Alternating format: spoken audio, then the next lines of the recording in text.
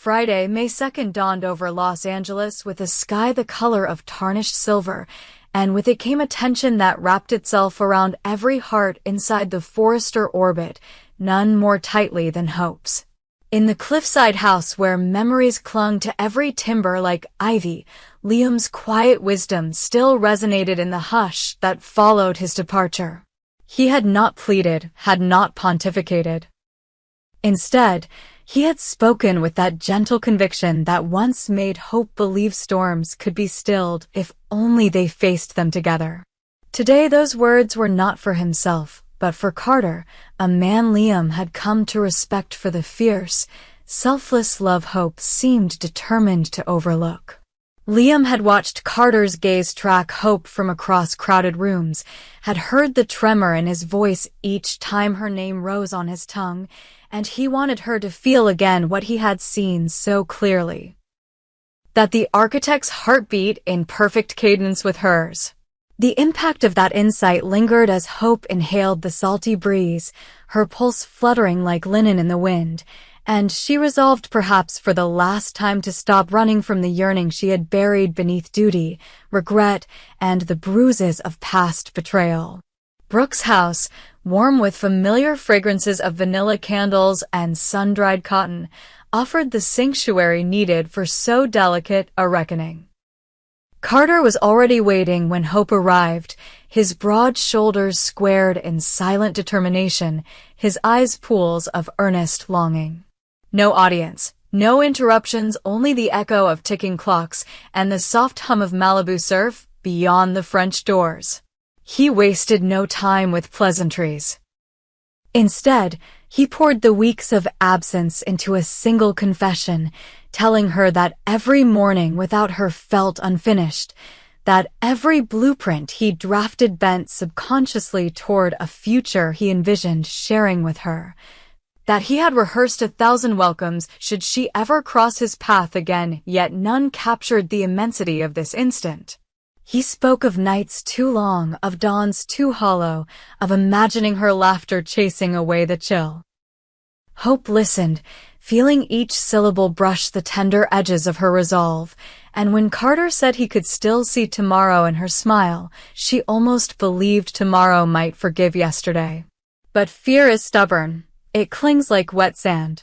She recalled their rupture, the silence that followed, the hollow ache of believing love alone was never enough, and she wondered if inviting Carter back was simply daring fate to wound them both anew. Carter, reading the hesitation flickering in her eyes, moved closer, voice husky with vulnerability, begging her to tell him she wanted him even half as fiercely as he wanted her. In that suspended heartbeat, time folded, and Hope felt the weight of a decision whose consequences would ripple far beyond the walls of this house. Then came the soft knock of destiny disguised as Katie. She stepped in with urgent news, whispers of Daphne Rose's maneuvering. An international venture poised to gut Forrester's delicate financial scaffolding, a plan Carter alone had the strategic insight to neutralize, but only if his mind and heart were whole. Katie's update was more than corporate intrigue. It was an unspoken plea for Hope to anchor Carter, to tether him so the storm ahead would not scatter his brilliance. The revelation stirred Hope's protector's spirit. If Carter stood vulnerable on that corporate battlefield, she would not let him fight alone. Her answer to his question began to crystallize, not out of obligation, but from a renewed recognition of how intrinsically their fates had twined. Carter held her gaze, searching, and when Hope finally whispered that perhaps the future he imagined had space enough for them both, air seemed to rush back into the room, thick with possibility. They did not seal it with grand vows or fevered kisses. Instead, a fragile understanding passed between them, one that promised rebuilding rather than rewriting, resilience rather than reckless bliss. Yet even as possibility bloomed in Malibu, despair deepened across town in the house where Steffi sat clutching the folded flag that draped Liam's coffin. The funeral had been an ocean of black attire and white lilies, But it was Kelly's small, valiant attempt at eulogizing her father that splintered every adult resolve. Her voice, tremulous yet brave, carried memories of bedtime stories and surfing lessons, but before she finished, color drained from her cheeks, her knees buckled, and she collapsed beneath the stained glass glow of the church nave.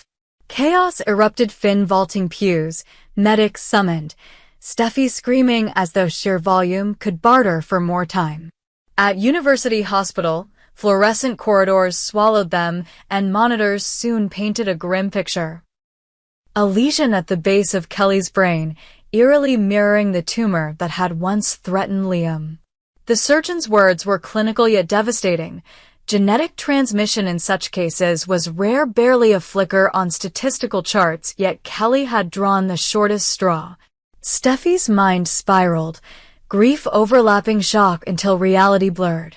She had barely begun mourning the man she once believed indestructible, and now their daughter's life dangled from a thread thinner than faith.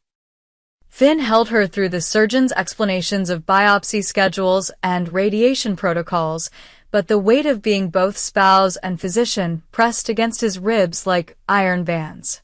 He vowed to Steffi again and again that he would marshal every ounce of medical genius, every professional alliance, every experimental trial to pull Kelly back from the brink. Still, nights in the pediatric ICU grew long and cold, punctured by the beep of machines and the ragged cadence of Steffi's silent prayers. In those hours she replayed memories of Liam pushing Kelly on a swing, his laughter scattering sunlight, and she wondered how destiny could curve so cruelly. Elsewhere, whispers of Hope's tentative reconciliation with Carter reached Steffi through uncertain channels, adding a bittersweet sting. If Hope could reclaim love after loss, why must Steffi's horizon darken further? Yet she refused to resent. Instead, she chose to believe that miracles were still in circulation, that what happened for Hope might foreshadow what could happen for Kelly. Finn immersed himself in case studies, consulting neuro-oncologists from Zurich to Tokyo, scouring journals for cutting-edge therapies employing CRISPR edits and nanolipid delivery systems, anything that transformed impossible into improbable. He spent hours by Kelly's bedside explaining the battle in terms gentle enough for a child. There was a naughty seed in her head causing trouble, and he was bringing superhero friends to chase it away. Steffi watched father and daughter, Hope flickering like a match in a gale, and she clung to it with bruised, unwavering fingers. Meanwhile, the business tempest Katie had foreshadowed gathered force. Daphne Rose's scheme threatened a hostile acquisition of a textile supplier crucial to Forrester's new sustainable line, a move that could choke production and leave reputations in ashes. Ridge hovered over conference tables with maps splayed like war plans, but without Carter's legal and architectural acumen the strategy limped. It fell to Hope, newly realigned beside Carter, to champion his return. She escorted him into the boardroom, chin lifted, voice clear, declaring their personal reconciliation a secondary blessing to the professional salvation he offered. The room's skepticism thawed beneath Carter's detailed countermeasures, restructuring supplier contracts, invoking antitrust statutes, deploying a cross-licensing gambit that would box Daphne Rose into negotiation rather than conquest. As he spoke, forging solutions with the elegant precision of a master craftsman, Hope felt pride unfurl within her like a banner on a still morning. They were not simply patching a romance, they were co-architects of a future for everyone they loved. But every triumph carries its shadow. In quiet corners of the hospital, Steffi waited for lab results that would dictate the contours of life and death. When the call finally came, Finn's face was an unreadable mask as he stepped into the waiting room. He explained that initial markers suggested Kelly's tumor was operable yet precariously entwined with delicate vessels. Surgery would demand a daring choreography at the edge of medical possibility. followed by targeted proton therapy still in clinical trial. The odds were narrow, but they were odds, and Steffi clutched them like precious stones. Consent forms blurred past weary eyes, and soon a date was set, one that hovered over them like a distant eclipse. News traveled.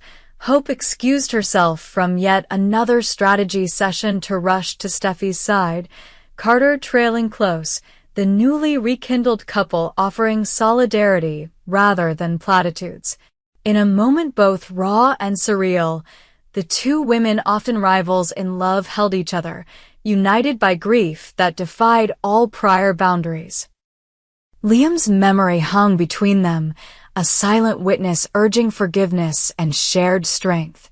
Days blurred into a rhythm of hospital coffee and boardroom negotiations. Carter's brilliance hamstrung Daphne Rose's ambitions, eventually forcing a capitulation that left Forrester intact and even more respected. Hope's faith in him deepened, each victory a brick in the foundation of their renewed bond. Nights found them walking Malibu's moonlit shoreline, discussing contingency plans for Kelly's recovery, talking of blended family barbecues once the nightmare lifted, daring to envision laughter returning to all their homes.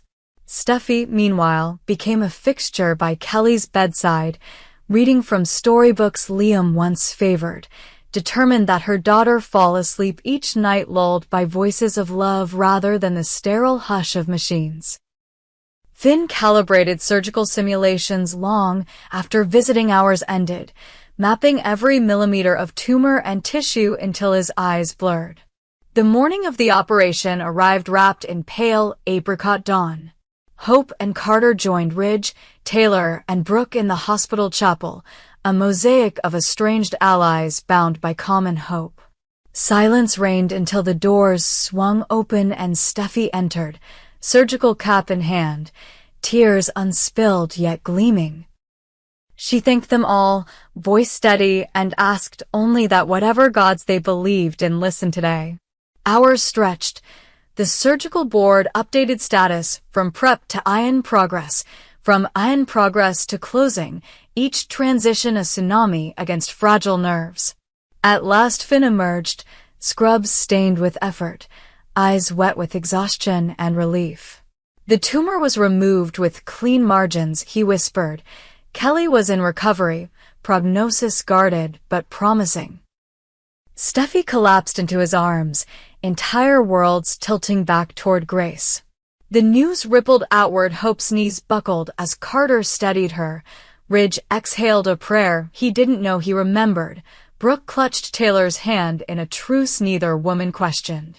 That night, while machines whispered gentle assurances in Kelly's room, Hope and Carter stood in the dim corridor, fingers entwined. Hope realized that her decision, rooted in Liam's final counsel, had birthed a chain of courage winding from boardroom to operating theater, forging alliances no feud could fracture. She told Carter she loved him, not as balm for old wounds, but as recognition of the fierce, sustaining truth they now shared. He answered with a vow to cherish what they had rebuilt, to honor Liam's trust, to fight for every tomorrow they might greet together. Outside, the first stars glimmered over Los Angeles, indifferent yet somehow affirming, and within that fragile stillness the future took its first unsteady breath, vast and uncertain yet undeniably theirs.